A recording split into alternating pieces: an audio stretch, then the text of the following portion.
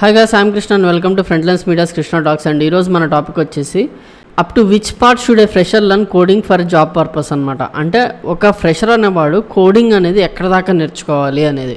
So ఏంటంటే మనకి ఎక్కువ శాతం మన దగ్గర నాన్ ఐటీ స్టూడెంట్స్ ఎక్కువ సాఫ్ట్వేర్ సైడ్ వెళ్దాం అనుకుంటున్నారు ఇప్పుడు, ఎందుకంటే అక్కడ గ్రోత్ ఉండడం వల్ల. సో ఎక్కడి వరకు నేర్చుకోవాలి భయ్యా, ఎంతవరకు నేర్చుకుంటే మాకు యూజ్ అవుతుంది, మేము ఎంతవరకు నేర్చుకుంటే మంచిది అనేది చాలామంది అడుగుతున్నారు. సో దాని మొత్తం గురించి ఒక సింపుల్ అండ్ క్లారిటీ అయితే ఇచ్చేద్దాం అనుకుంటున్నాను. So let's get in to the topic.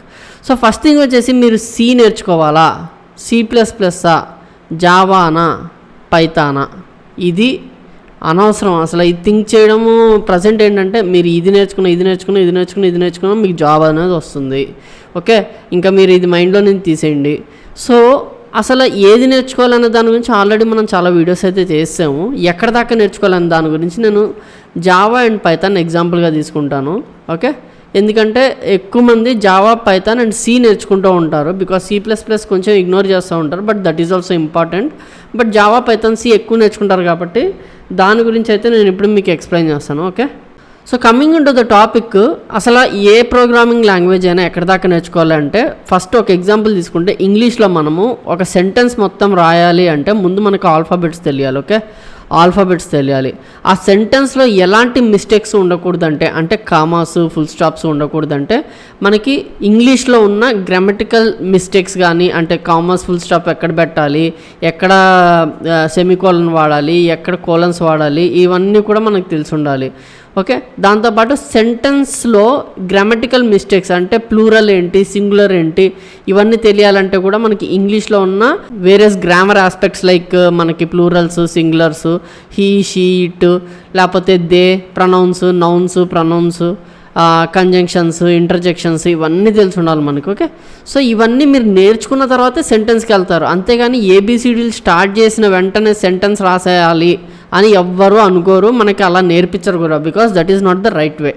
In the same way Java తీసుకోండి, పైథాన్ తీసుకోండి, సి తీసుకోండి, ఏది తీసుకున్నా ఇందులో మనకి కామన్గా ఉండేవి ఏంటి అంటే లూప్స్.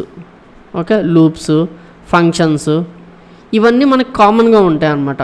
సో ఇవి లూప్స్ అంటే ఏంటంటే యూ కెన్ థింక్ దట్ మనకి ఇక్కడ లూప్స్లో ఇఫ్, ఎల్స్ లాంటివి ఉంటాయన్నమాట. సో అవి మనల్ని ఏమనుకోవచ్చు అంటే మన ఇంగ్లీష్లో అవొక నౌన్స్, ప్రొనౌన్స్ లాంటివి తెలుసుకోవడం అనుకోవచ్చు. ఫంక్షన్స్ ఉంటాయి, ఫంక్షన్స్ని something like commas, full stops పెట్టడం అనుకోవచ్చు. అలాగా మీరు ఒకవేళ కంపేర్ చేసుకుంటే ఇవన్నీ వాడితేనే మనం ఒక ప్రోగ్రామ్ అనేది రాయగలం.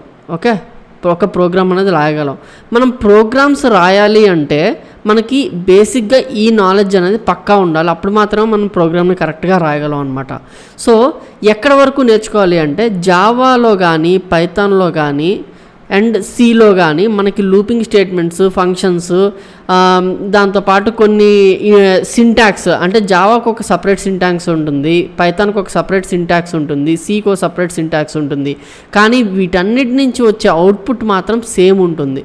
కాబట్టి మీరు ఏది నేర్చుకున్నా పర్లేదు, యాజ్ ఏ బిగినర్ ఏది నేర్చుకున్నా పర్లేదు, బట్ ప్రోగ్రామింగ్ లాంగ్వేజ్ యొక్క సిమాంటిక్ అండ్ సింటాక్స్ అనేది మీరు నేర్చుకొని ఉండాలన్నమాట. ఓకే, సో నేర్చుకుంటారు, అక్కడితో అయిపోయింది. సో ఎక్కడి వరకు నేర్చుకోవాలంటే ప్రజెంట్ సినారియోలో OOPs concepts, file handling, exception handling దాకా మనకి ఇంపార్టెంట్ అనమాట. ఓకే, సో మీరు జావాగానే నేర్చుకుంటే, పైథాన్గానే నేర్చుకుంటే ఊప్స్ బేస్ మీద రన్ అవుతుంది కాబట్టి మీరు పక్కా ఊప్స్ కాన్సెప్ట్స్ నేర్చుకోవాలి. అఫ్కోర్స్ ఊప్స్ కాన్సెప్ట్స్ నేర్చుకుని దాని మీద మీరు ఏమైనా రాయాలంటే అక్కడ కూడా మీకు లూపింగ్ స్టేట్మెంట్స్, ఫంక్షన్స్ అవన్నీ మీకు ఇంపార్టెంటే. కాబట్టి వన్స్ ఈ ఫ్లో అయిపోయినాక మీరు ఇక్కడికి వెళ్తారు. ఇది అయిపోయినాక మనకి జావాలో అయితే ఎక్సెప్షన్ హ్యాండ్లింగ్ అనేది చాలా ఇంపార్టెంట్ టాపిక్. ఇక్కడ వరకు నేర్చుకుంటే మీరు కోర్ కాన్సెప్ట్స్ కంప్లీట్ చేసినట్టు. In the same way file handling వరకు నేర్చుకుంటే పైథాన్లో కోర్ కాన్సెప్ట్స్ అన్ని కంప్లీట్ చేసినట్టు. ఓకే, కోర్ అంటే ఏంటి అసలు? కోర్ జావా అంటారు, core Python, Python core Python అంటారు. అసలు అంటే ఏంటి భయ్యా అంటే, మనకి జావా తీసుకుంటే మీరు ఫుల్ స్టాక్ వెబ్ డెవలపర్ అవ్వచ్చు కదా. అట్ ద సేమ్ టైం మీరు టెస్టింగ్ తీసుకోవచ్చు సెలీనియంలో. అది కాకుండా మీరు డెవలపర్ అవ్వచ్చు. ఓకే, డెవలపర్ అవ్వచ్చు. ఫుల్ స్టాక్ వెబ్ డెవలపర్ అంటే మనకి వెబ్ డిజైనింగ్ సైడ్ వెళ్తారు. So HTML, CSS, MongoDB, Java script ఇవన్నీ నేర్చుకొని అటు వెళ్తారు. బ్యాక్ ఎండ్లో కోర్ జావా యూస్ చేస్తారు. లేదు ఒకవేళ సెలీనియం టెస్టింగ్ నేర్చుకోవాలి అనుకుంటే కోర్ జావా దాకా నేర్చుకుని టెస్టింగ్కి వెళ్తారు, అంటే సెలీనియం నేర్చుకుంటారు. లేదు ఒకవేళ డెవలపర్ అవ్వాలనుకుంటే కోర్ జావా దాకా నేర్చుకుని స్ప్రింగ్ బూట్ నేర్చుకుంటారు, అడ్వాన్స్ జావా అంటారు వాటిని. సో ఏం జరుగుతుంది ఇక్కడ అంటే ఎక్కడికి వెళ్ళినా కూడా మీరు కోర్ జావా దాకా నేర్చుకోవాలి.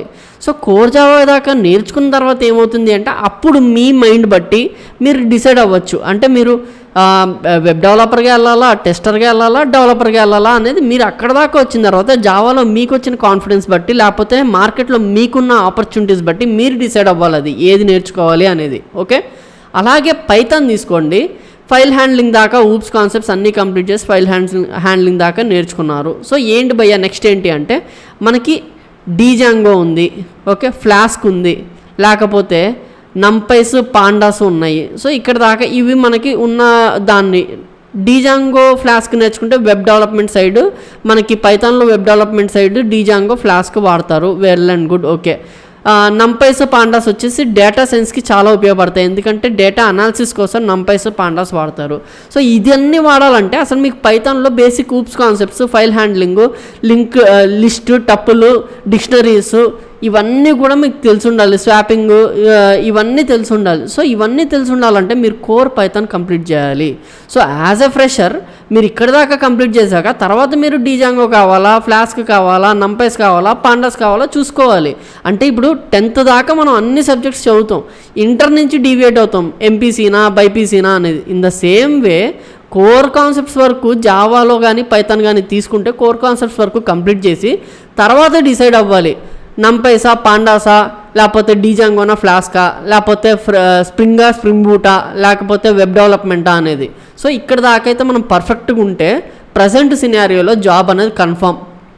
ప్రజెంటే కాదు ఫ్యూచర్ సినారియోలో కూడా జాబ్ అనేది కన్ఫర్మ్. ఎందుకంటే ఒక ఐటీ కంపెనీలో కూడా కోర్ కాన్సెప్ట్స్ వరకే మిమ్మల్ని జడ్జ్ చేస్తారు. ఎందుకంటే రేపు పొద్దున్న ప్రాజెక్ట్ తీసుకున్నాక ఇక్కడ మీరు కోర్ జావా నేర్చుకుంటే అక్కడ వాడు పైథాన్ ఇస్తాడు, ఇక్కడ మీరు పైథాన్ నేర్చుకుంటే అక్కడ వాడు కోర్ జావా ఇస్తాడు.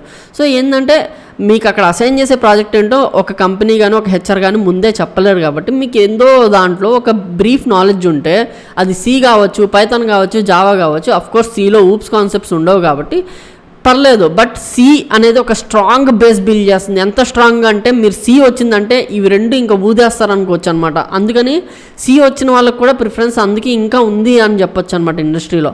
సో పైథాన్ కానీ జావా కానీ మీరు కోర్ కాన్సెప్ట్స్ వరకు కంప్లీట్ చేసిన తర్వాత ఏమవుతుందంటే మీకు ఒక బ్రీఫ్ నాలెడ్జ్ ఆఫ్ అన్నిటి గురించి, అంటే లూప్స్ గురించి, లేకపోతే ఫంక్షన్స్ గురించి, ఫైల్స్ గురించి, ఎక్సెప్షన్ హ్యాండ్లింగ్ గురించి, ఎర్రర్ హ్యాండ్లింగ్ గురించి, అన్నిటి గురించి ఒక బ్రీఫ్ ఐడియా అయితే ఉంటుంది. కాబట్టి మీరు ఎలాంటి సిచ్యువేషన్ అయినా హ్యాండిల్ చేయగలరు.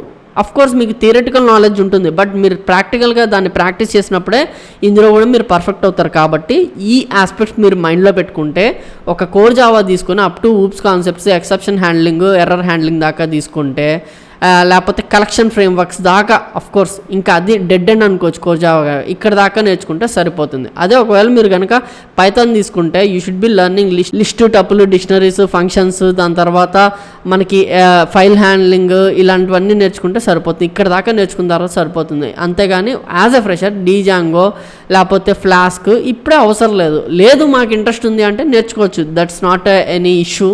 మీరు నేర్చుకోవాలనుకుంటే అఫ్కోర్స్ నేర్చుకోవచ్చు. బట్ కొంతమంది నాన్ ఐటీ స్టూడెంట్స్ ఎక్కడ దాకా అంటూ ఉంటారు. ఎందుకంటే that syllabus seems to be very big for them. So అందుకని ఏంటంటే మన క్లాసెస్లో కూడా మనం ఎక్కడ దాకా అయితే చెప్తున్నాం దాని గురించి మీకు కూడా ఎక్స్ప్లెయిన్ చేస్తున్నాం. If you find it useful you can follow this. So this is about today's topic and I'm Krishna signing off. Thank you.